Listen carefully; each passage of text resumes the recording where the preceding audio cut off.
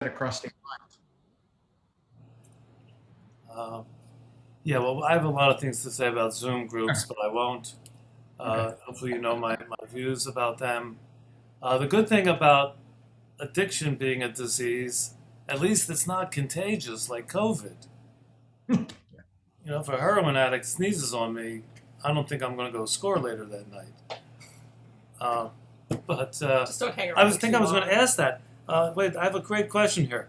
Well, let's talk normal first. I'd love to know how you all came to be doing the work you're doing and in the positions that you're doing. Bruce, let's start uh, with the bees. Okay. Well, I started when I got sober. I got sober in 1990. And at that particular time, I was looking for an opportunity to give back what had been freely given to me. And when I found out about working in treatment, I had very little knowledge about treatment. I'd gone through a community outpatient treatment program, which was very different than traditional treatment. Um, and I landed at Social Model Recovery Systems. I landed in the co-occurring disorders program that we've had since 1986. And it gave me an opportunity to look and see a group of folks that I really didn't know or have much knowledge of. And it encouraged me to go to school and learn more. And just, I embraced some of the opportunities that came along through the years.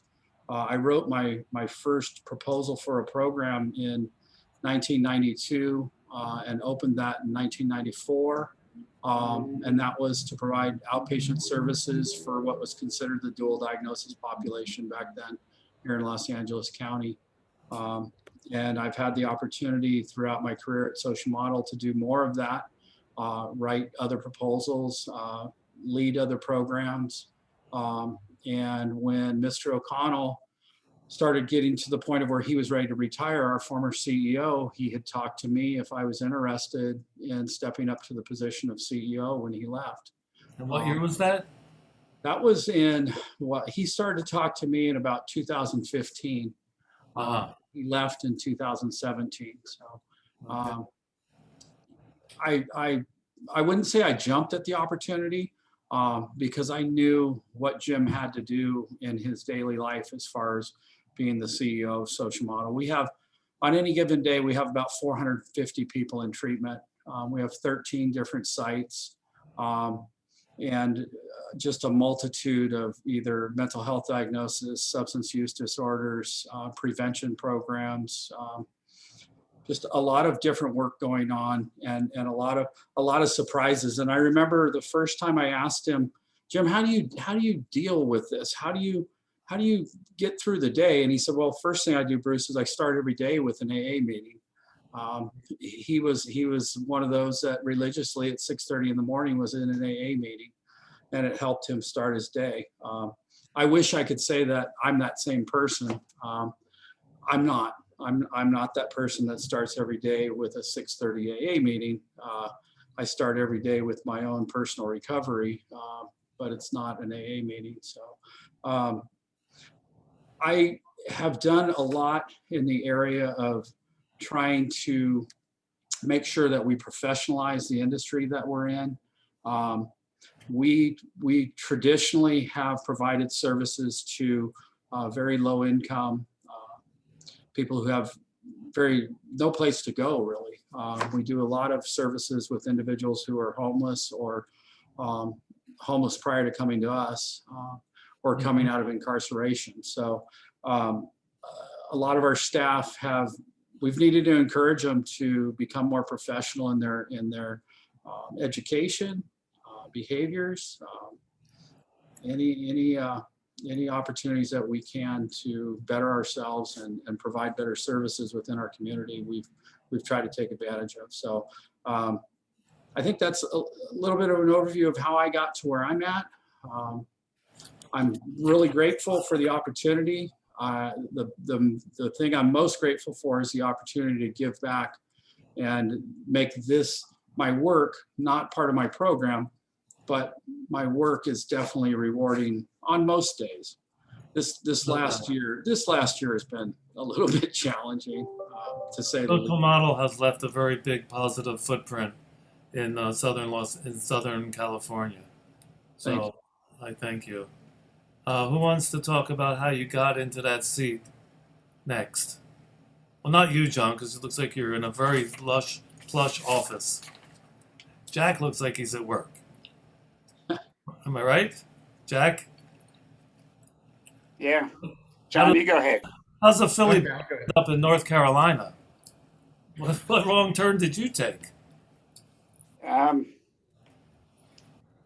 John, all right, I'll jump in here. I never wanted to be in this field and actually did my best to avoid it. My undergrad degree is in hospitality management. I worked in some high-end hotels down in Miami, where I'm from, and eventually got to the point where I owned 2 restaurants and ran them, and then operated a third under a management contract. And just dealing with all the issues that come up with restaurants got me thinking of doing something different. I was getting burned out. To preface this, I went to treatment in 1982 at a therapeutic community called the Village South that was based on Synanon, and it absolutely saved my life. From Synanon, it morphed up to Daytop Village in New York. Some people left, came down, started the Village South. Everything they did there, for the most part, would be illegal today. It was the best thing that ever happened to me. Absolutely saved my life, and I love that place. I still have my graduation certificate on the wall. You can't see it. It's on the other wall. But my peers were all saying they wanted to get into the field and work with other recovering addicts and so on. And they were asking me, don't you want to, work with other substance abusers or stay in the field and this and that? I said, absolutely not. If I had to work with somebody like me on a daily basis, I'd shoot myself. And so I stayed in the restaurant hotel field, and then finally got to the point where I wanted to do something different, and always had a way, just given my background, and I grew up in a very violent, turbulent home, that I could connect with people, especially adolescents.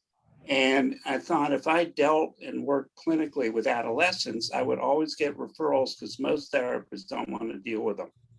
And so they would always funnel them on to me. So I went to grad school, got a master's in counseling as a dual major for most of it, with marriage and family therapy, and started working with really abused kids, physically, sexually, juvenile sex offenders, juveniles that had been offended against, reactive attachment disorder, sociopath, sociopathy was a specialty of mine. For some reason, I could really connect with these folks. My boss used to say, hey, they recognize one of their own, it's okay. And I said, wait a minute now. But so that was my root, kind of general mental health.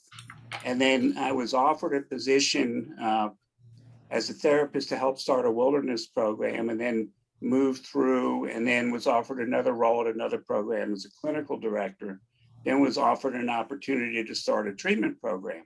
So that limited my mental health practice, my clinical practice. And I said, I don't want to do it. And somebody counseled me and said, don't be so quick, go home, pray, meditate, call your sponsor, talk to your support system. And I came to the conclusion that this is where my higher power led me to be. Mm-hmm. And so I started a treatment center and ran that for about 8 years. And then in 2014, had the opportunity to leave. I was working for a company, large corporation, to start Red Oak, and subsequently the Willows, because I always believed in gender separate treatment, made it safer emotionally. Although there's not really one right way, this is just the way I chose. So co-ed brings out other issues too that are equally robust.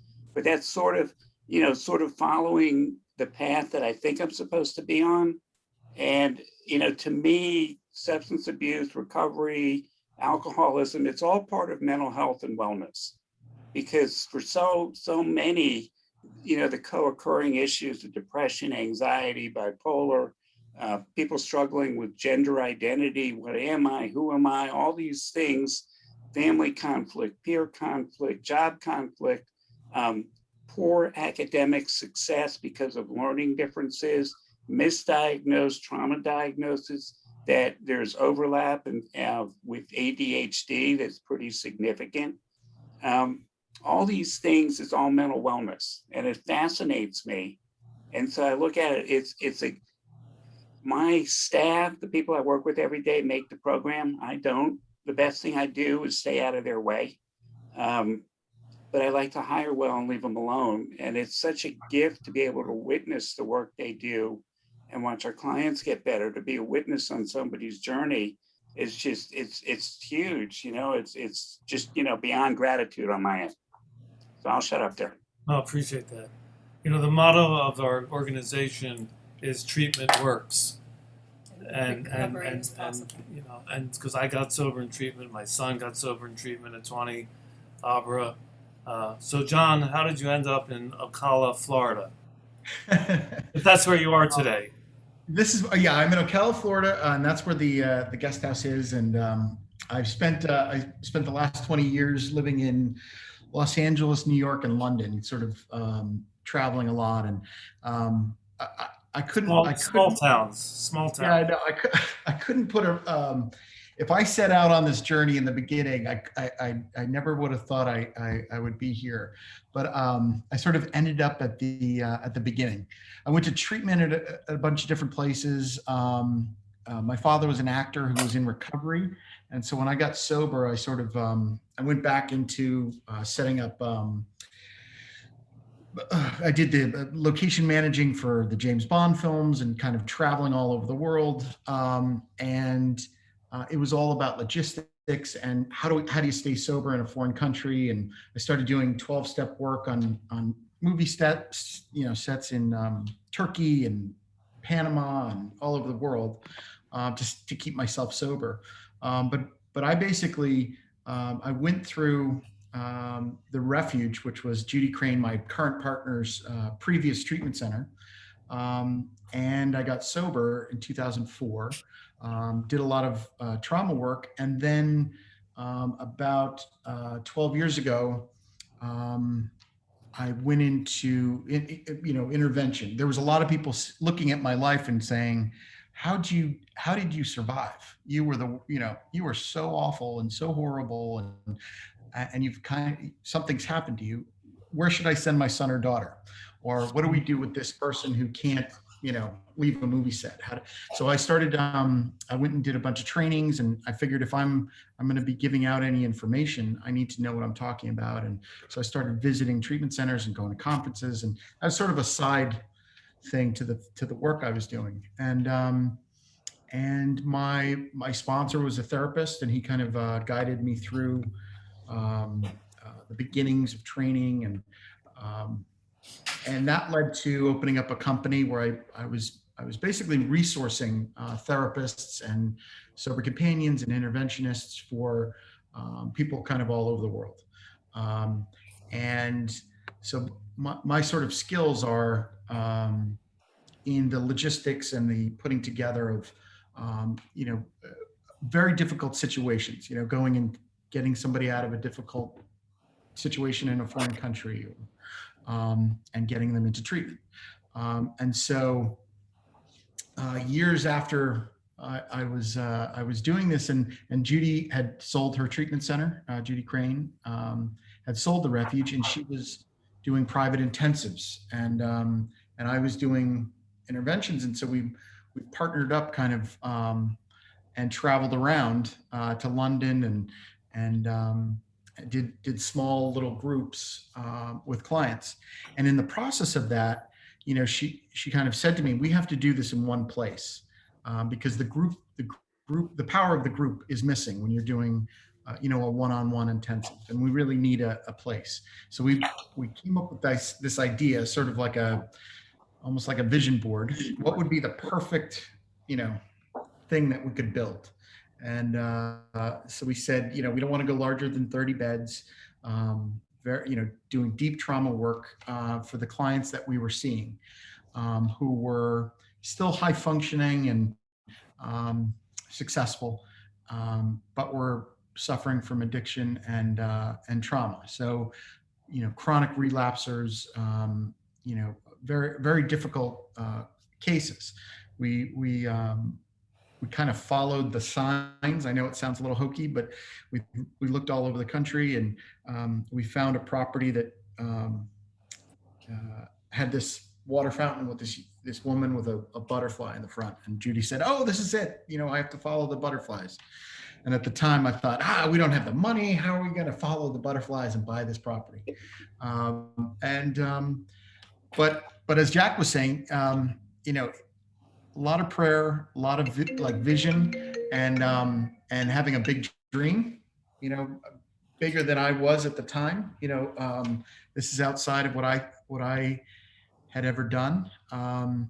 And we went into building a place that was comfortable, had enough staff to do deep work, beautiful surroundings.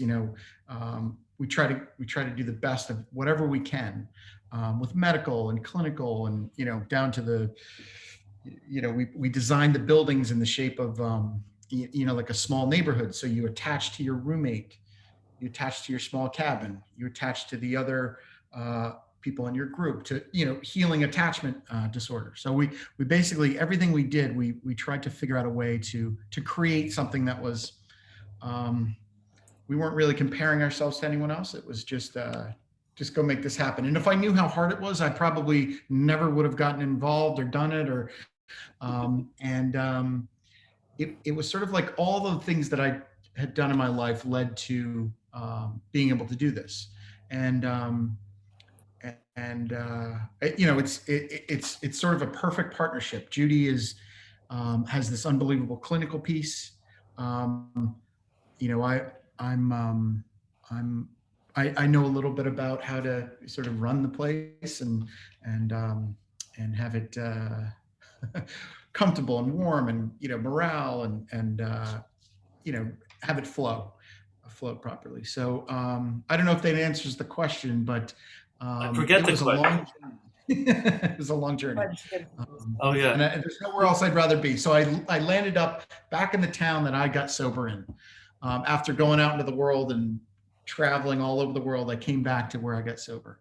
And I couldn't be, more happy. I get to work with my wife and Judy and this unbelievable staff. And so I'll stop talking now, because I'll just go on and on. So apologies. When you run across such lucky people, they have a lot to talk about, as we all do. And I just want to repeat what I said before, how proud Abra and I are to have you guys on the show, program directors of facilities with, a reputation par excellence, from Southern California, North Carolina, Florida. It's we're thrilled to see you here, and hopefully when conferences get back up and running, we'll see each other again in person. In the meantime, I want to say, at what point, what's the criteria, or at what point or what time after a patient leaves your facility, when do you consider them to have been a successful client or not? Or what's the criteria? Some people, like in the survey world, say a successful stay in treatment is if they don't leave against medical advice. So just completing 28 or 60 days is success, even if the person, leaves your place and goes right to the bar. But what's your take on when can you judge a client's success after they've been through your programs? So that's a good question. I think clinically for our field as a whole to define, I'll give you my opinion on that. That ASAM describes addiction as a chronic relapsing brain disease. That's their definition. Now, traditionally in substance abuse treatment, it's an all or nothing game. You're either completely clean and sober, or you're a relapsing addict back in active addiction. And it's been that way.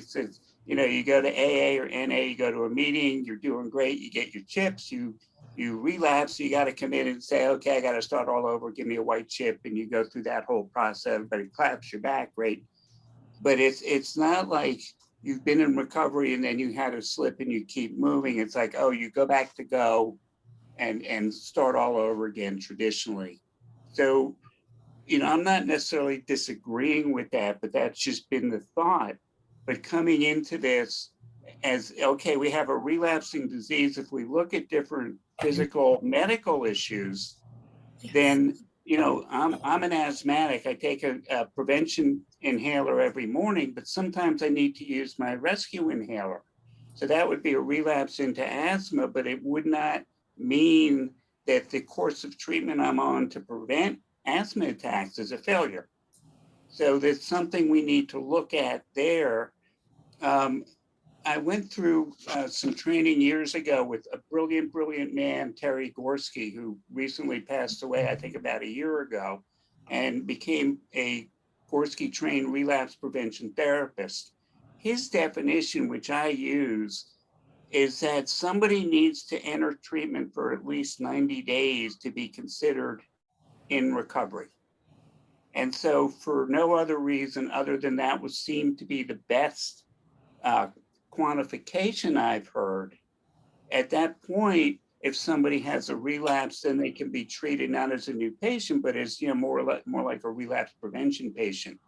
I use that, but also we've tracked outcomes on our clients for the last 7.5 years or 7 years. And we have some clients that are completely clean and sober that we consider a miracle and a success. We have some clients that have started using, but to a subclinical level, that they would not meet diagnostic criteria on the DSM as having the disease of addiction or a substance use disorder, but yet they're recreational using. Now, in our field, we would call that a treatment failure. However, for them, they call themselves a success because their definition, whether it's harm reduction or whatever, they wanted to use successfully and they figured out how to pull that out. And then there's some people that crash and burn. Right. You use the term miracle, not often thought of as a medical term. Oops. You know, It's the most natural thing for an addict to use drugs. It's completely unnatural. And so if you look at cognitive neuroscience, we don't unlearn using drugs. We learn new coping skills to put on top of that. So which do we access under times of duress or, when we feel it depends if you've received grace or not, or do hard work, or go to the right therapist, or get married and get a job that you love more than using. This is a very complicated issue. Let me just throw this out to everybody. Where does the condition called addiction come from? Is it a disease, a choice, a curse, a twisted finger of fate, self-will run riot? Because I object.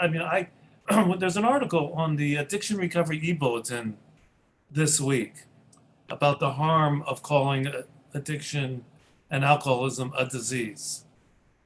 There's a lot to be said how that is not a helpful term for it, because how many diseases can you walk into a room and never have that disease again? I used to keep track of people I would hear speak at meetings who said, I walked into a meeting and I haven't drank since. It's a crazy disease that you can just cure literally by walking into a room, doing some work, praying to God, saying the Serenity Prayer, all those tools that we've all used to get this far. Most diseases can't be cured by talking about them. And I think that's where the medical field has tried to intervene recently with medication-assisted treatment. Well, they're trying to make money. They're of the same belief that we need some assistance. I really liked what Jack said. I have a friend and a coworker who went through Daytop, and as long as he didn't shoot heroin, he was okay. And he learned later in his life, after becoming very successful, that disease was alive and well in him, and ended up in Alcoholics Anonymous because his career and everything else was going down the toilet. I think that when we're able to make a strong connection with folks who know where to go when they need that safety net, we've been successful. I don't think that our ultimate goal, job, ambition is going to be every person who comes through our programs is going to be clean and sober for the rest of their life. I don't know if that's realistic. But the ones who struggle and continue to struggle, who can come back to us for help, those are the ones to me that are very, very successful. As long as we provide that safe environment for them and never close the door on them. That's one of the problems that I've always had in this field is I've watched over the years where individuals feel they should close the door on people who they call chronic relapsers. I don't know if you'd call it a chronic relapse or not. These are people who struggle because using drugs is what they do. Not using drugs is very, very difficult for a person who is a drug addict. Unless they're cured, or unless they're in recovery, unless they've decided not to use anymore and did what they had to do to get 30 days clean and sober. And then it seems though they're conscious enough to make a decision. Do they want to go back to that way of life? Or do they want to try something new? And I know it's scary to try something new. It's more frightening for some people. The unknown is more frightening than an alcoholic death. But a lot of us have done it. Tens and probably hundreds of thousands of people have stopped that illness on a dime and never went back. You know, if the natural thing is for a drug addict to use, I'd be smoking a joint right now, you know, and waiting for this to be over so I could get some tequila. But I'm not. And I'm not even going to have sugar afterwards. A little espresso, of course. Let me ask this. In terms of what we're talking about, in terms of discharging a patient because of their behavior is infringing on the well-being or the treatment of others, are they misbehaving because, aren't they misbehaving because they have this disease? And when do you kick them out because it's making, you know, others' lives difficult? Or when do you accept them as just having a disease and relapse is part of the disease? But I know you wouldn't want them relapsing on your property if it meant bringing in illegal substances to the facility. So I know some places say, we won't ever kick anybody out unless we catch them with drugs on the property, because that is very dangerous to the other patients and the other clients. So I guess, what does it take to get kicked out of your facilities? You know, because I used to work at a place in Malibu, you could do anything, they wouldn't kick you out unless they had someone on the waiting list. But I know you guys run legitimate programs and it's all about the well-being of the client. So I what think is it? for us, it's been, I think at least, you know, the way that we look at our clients who are coming in is we're looking at it through the lens of trauma. So if there is this behavior that's going on, there's usually, you know, if you spend enough time and you have talented clinicians and you can stabilize somebody long enough and have enough protection for them until they can get to the underlying trauma, that's sort of how we're looking at clients. You know, a lot of the people that come to us are, you know, 20 to 30 different treatment centers. You know, they've gone to a bunch of different places, and they have all these underlying pieces, and we're looking at that. So we're, you know, one of the things that kind of all of our clinical team says is, you know, if it's not us, you know, who?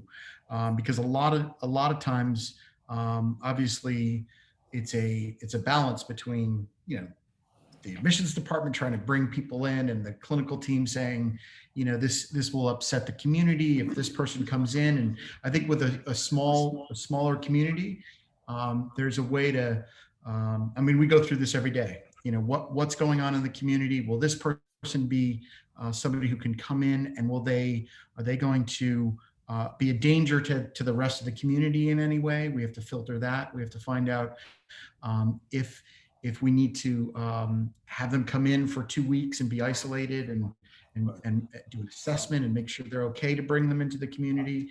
I think with a smaller group, we've been able to look at it that way. A lot of the clients that we don't take are usually because of a physical, they're unable physically to do the work because we do a lot of somatic work but our philosophy is very kind of open to giving somebody a chance. And I was that person. I had gone to all the other places and they thought I was a sociopath. And, so I'm glad Judy took a chance. and we try to keep that philosophy. What all those clients didn't have before, John, was Judy Crane. Yeah. So, and I'm sure you all have great counselors and therapists working at your facilities. Otherwise, your reputations wouldn't stay so stellar. What about Bruce? What's it take to get kicked out of social model? Well, it's really interesting when you asked that question. I thought, gosh, I would love to share about this. We've gotten to a place. No one's here. It's just the five of us, so it's okay. Tell us what you got. We've gotten to a place where we have a variety of treatment programs. So if someone is unsuccessful in a program, we're able to move them to another facility. And that we have found great success in. So is that their failure or ours? That's the question I always ask is, are we failing in providing them the treatment they need, or are they failing in our program? When we're able to move them to another facility and they do well, I don't know. I have yet heard where we have utilized those techniques and have had failure. We've been fortunate we also have some programs that are primarily female, primarily male, LGBTQ specific. And so we're able to utilize some of those facilities for some of our clients who are having difficulties. And it's been successful. So, and I've been doing this a long time. I remember back in the days where somebody would come into treatment, they'd be there for a week and they stashed some dope in their underwear or whatever, and they used and we threw them out. And it was horrible. It was absolutely horrible. So one of the other pieces that I use with staff is I talk about, look, you guys, if a person has schizophrenia and they start experiencing auditory hallucinations, do we throw them out? Then why, when somebody smokes a joint, do we throw them out of treatment? Let's figure out what we're not doing. Let's figure out how to get this person to a place where they're safe. So I think as a field, I know we've come a long, long way. And that's not just social model recovery systems. I believe that most treatment programs have come a long, long way in that particular area. Speaking of joints, Bruce, if someone comes to your facility and has a medical marijuana card, what's the rule? What's the deal? They're not going to use their medical marijuana card when they're in treatment. Even though it's similarly no different than Prozac or Thorazine for other people, they can't use pot. Even the gummies, even the brownies. That's an interesting concept, Leonard. It's going to come to the courts eventually. It will. It's going to be one of those areas where, you'll probably get some doctors that'll tell you that a shot of whiskey is also prescribed every night. If they come with a prescription for a shot of whiskey every night, are we going to admit them into treatment with their Jack Daniels? I don't think so. I don't know. Little different, I think. One is, I'd like to also touch on that last question. What does it take to get somebody kicked out of treatment? For us, there's a hard line with physical aggression, but also we take a hard line against property damage, but we also look at the cause and effect. If somebody's in their pain, their psychic distress, they're working through some heavy trauma, they're in pain, their behavior is going to deteriorate, and we know that. And being a smaller program, we can plan and try to contain that. But sometimes people, their battle is not with us at the program. Their battle, their ugliness, their FUs and all that is with themselves. and we're just part and parcel there. And all we can do literally to sometimes put our arms around them and our arms up as a container and say, we love you. Mm-hmm. We accept you for who you are. You're going to be okay. And if they need to curse or, whatever to get that stuff out, the message is the same. We love you. We're here for you. You're okay as who you are. And so often that's the best thing when people start saying, well, what's your clinical modality?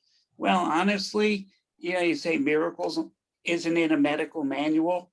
We love our clients till they learn to love themselves. That's not in the DSM or the ICD-9 or 10 or 11, whatever we're up to. Right. But sometimes that's it. And I work with a really wise therapist who is an old deadhead. And his name is Tommy Lee, and he's not the drummer, but we used to kid him about that. But Tommy worked in the prison system in North Carolina and always used to say, his boss used to tell him when somebody acted out, that person deserves treatment. That's where they need to go. Oh, and they're in treatment now, let's keep them here. Yeah. Why should we kick somebody out, let them go have a good time when they can stay in treatment and face themselves and suffer? Loving treatment. I think we have a question from one of the audience members that we put in the chat box. Does someone want to read it or answer the question? Is it a good one? I can, I'll read it. Okay, yeah, go ahead. Go ahead. Gentleman by the name of Scott Adams. This is my 5th or 6th webinar. I have appreciated and valued each one. Thanks to those of you associated with this. Today, I'm interested in how independent treatment programs have maintained integrity and can assure quality as we read about awful things happening in some treatment agencies across the country. None of these folks that I've seen recently, of course. Has the pandemic slowed or altered the external licensing agents and accreditation associations or other external reviews? I'll ask, does being a member of NATAP guarantee that your facility is 100% integrity?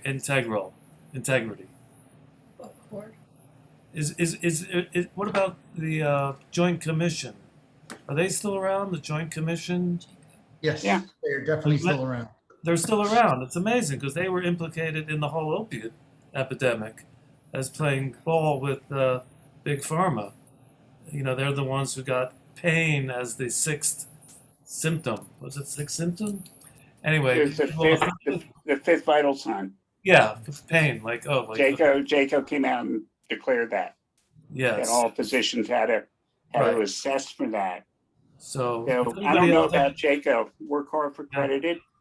Yeah. And the state, we found the state of North Carolina, some things were done virtually, but there's been no lack of vigilance, excuse me, with state licensing agencies. And we're about to be reaccredited. Our survey for CARF is coming up in the fall of this year.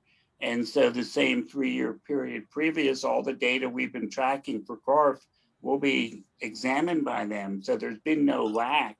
It's just been delivered differently. Okay. So, yes. So everyone's keeping their... Same answer. Yeah. Almost identical. Answer. The state licensing boards have not slowed down during COVID. Right. And you're supposed to say even in Florida. Even in Florida, right. And one of the things that we did to avoid all the things that had been going on was we're a cash pay facility, which took us out of the insurance arena, which was a difficult decision, but there was a lot of stuff going on that we didn't want to be associated with in Florida. I was going to make a UA joke, but I'm not going to. Okay. I don't want to. So what are the other questions? That's it. Emotional sobriety. Bruce, we were talking before. You had to drive around the block once or twice before you came somewhere today or yesterday to calm down. I should have tried that today. I was at 4 different Apple computer stores in the last 24 hours, and I'm ready to change to PC. No, I'm not. I'm kidding. Uh, but I am upset with the Apple Corporation. I have a resentment against them, and I don't know what to do about it. We're special people with special responses to normal everyday life. Mhm. And figuring out how we don't have those special responses is the key. So, Well, it's like a friend of mine said. He said, in his family, i- if he wasn't if he wasn't judging someone, then he wasn't awake. hmm. So I'm judging Apple. As I told him at the store yesterday, I gave a whole talk about how they've gone from they, they are now the most efficient company in the world, but they lost their heart and soul. And at the store, when they stand there with their little checkboards, it looks like they're checking you in onto a train platform. If you know what I mean. Very regimented. I wasn't going to use this seminar to discuss the Apple Corporation. I met Steve Wozniak once. He's still a terrific guy. Anyway, what are we going to do? Any questions that we had sent you that you feel like answering or avoiding? I just had this when the pandemic happened. Right. I know this doesn't or when it first started. This thing happened with it was basically among other addicts. So I reached out to other people in the industry and we started going into old behaviors Mm. in trying to find masks, machines, cleaning supplies, and it to me it felt like my old self, which was a little bit always trying to find the deal and we used our evil powers for good, I think. And it was one of the things that I joked about with this guy Jerry, who's at High Watch and a couple at Cirque and all these different treatment centers, that we were all trying to find masks and get everybody, as much as we could, to keep our facility safe and everybody that worked with us. But it was a time where I was explaining this to other people, to normal people, and they said, how are you thinking this way? Because we were going to China and it was an instance where sort of my old coping mechanisms were used for good. And I also stopped smoking because of the pandemic. So these certain good things came out of this for at least for our staff. And I know it's been horrific, but we've tried to look at some positive things out of this. And That's good. Jack, Bruce, what positive things have come from the pandemic? Yeah, I mean, I think a lot, really taking stock of what we're doing as a company, how we're doing it, why we're doing it. Are we best serving our clients? Are we best serving our staff? How can we do things differently? We've added and are continuing to add a lot more work from home flexibility for those positions that can do that. For example, therapists have a day of paperwork and phone calls to referrals and families and things. They can just as easily do that at home, in their jammies as they can in the office in business attire. So why not let them work from home from these things? Also looking at all the little things we do, because often as a company, we develop rituals. We do this thing because we do this thing. And then we do this because we've always done this thing. And so the pandemic has afforded us an opportunity to look at some of these ritualized organizational behaviors and saying, do they serve us? Do they serve the clients? If not, let's change it. Mm-hmm. Yeah, definitely in the area of organizational culture, we've had to make some major shifts.